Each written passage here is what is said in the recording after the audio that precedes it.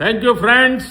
একদিকে প্রধানমন্ত্রী নরেন্দ্র মোদী জেনজি তরুণদের ধন্যবাদ জানাচ্ছেন, অন্যদিকে সেই জেনজিরাই সরকারকে দিয়েছে 48 ঘন্টার আলটিমেটাম।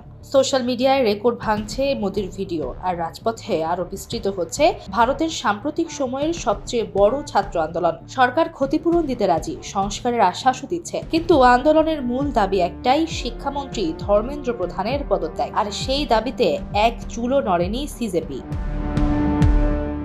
গত বৃহস্পতিবার মধ্যরাতে প্রথম ভিডিও বার্তা প্রকাশ করেছিলেন প্রধানমন্ত্রী নরেন্দ্র মোদী। এর ঠিক একদিন পর শুক্রবার রাত 11টার দিকে ইনস্টাগ্রামে পোস্ট করেন আরও একটি 40 সেকেন্ডের রিল। সেখানে তিনি আগের ভিডিওতে ইতিবাচক সাড়া এবং বিভিন্ন পরামর্শ দেওয়ার জন্য জেনজি তরুণদের ধন্যবাদ জানান।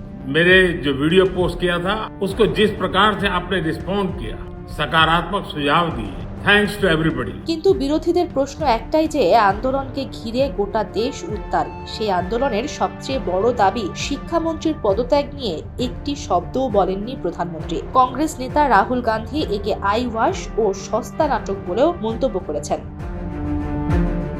এদিকে সরকারের সঙ্গে একাধিক দফা বৈঠক হলেও অনড় অবস্থানে রয়েছে সিজেপি। সরকার শিক্ষার্থীদের ক্ষতিপূরণ, প্রশ্নফাঁস ঠেকাতে সংস্কার এবং শান্তিপূর্ণ আন্দোলনকারীদের বিরুদ্ধে করা মামলা প্রত্যাহারের আশ্বাস দিয়েছে। তবে আন্দোলনকারীদের স্পষ্ট বক্তব্য, শিক্ষামন্ত্রীর পদত্যাগ সম্পূর্ণ অনমনীয়। এই দাবিতে কোনো আপোষ হবে না। সরকারকে দেয়া হয়েছে 2 দিনের আলটিমেটাম।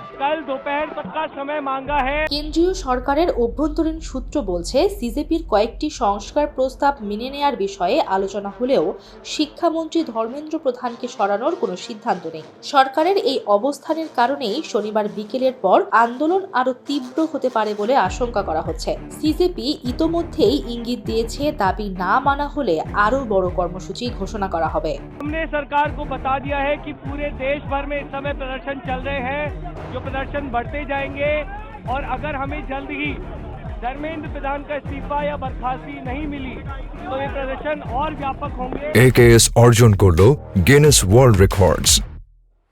AKS আন্দোলন এখন আর শুধু দিল্লির যন্তর মন্তরে সীমাবদ্ধ নয়, ভারতের বড় বড় শহরে ছড়িয়ে পড়েছে বিক্ষোভ। শিক্ষার্থী, শিক্ষক, চিকিৎসক, শিল্পী সহ সমাজের বিভিন্ন স্তরের মানুষ প্রকাশ্যে সংহতি জানাচ্ছেন আন্দোলনের প্রতি।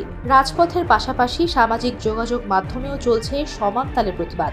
মিম, রিল, শর্ট ভিডিও আর ডিজিটাল ক্যাম্পেইনের মাধ্যমে জেনজি তরুণরা আন্দোলনকে নতুন মাত্রা দিয়েছে।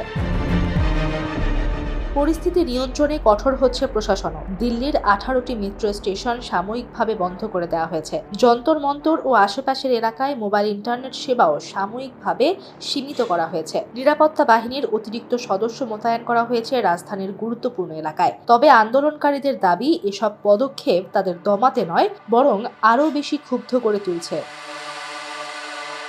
রাজনৈতিক বিশ্লেষকদের মতে 2024 সালে নরেন্দ্র মোদী ক্ষমতায় আসার পর থেকে ছাত্র ও তরুণ সমাজের পক্ষ থেকে এটাই সবচেয়ে বড় রাজনৈতিক চ্যালেঞ্জ। একদিকে সোশ্যাল মিডিয়ায় প্রধানমন্ত্রী, অন্যদিকে রাজপথে জেনজি আন্দোলন। সরকার শেষ পর্যন্ত শিক্ষামন্ত্রীর পদত্যাগের দাবি মেনে নেবে, নাকি অনড় অবস্থানই আন্দোলনকে আরো বড় সংঘাতের দিকে নিয়ে যাবে? শনিবারের পর সেই প্রশ্নের উত্তরই ঠিক করে দিতে পারে ভারতের ছাত্র আন্দোলনের পরবর্তী অধ্যায়। সামিরা মাসরুহা, চ্যানেল 24।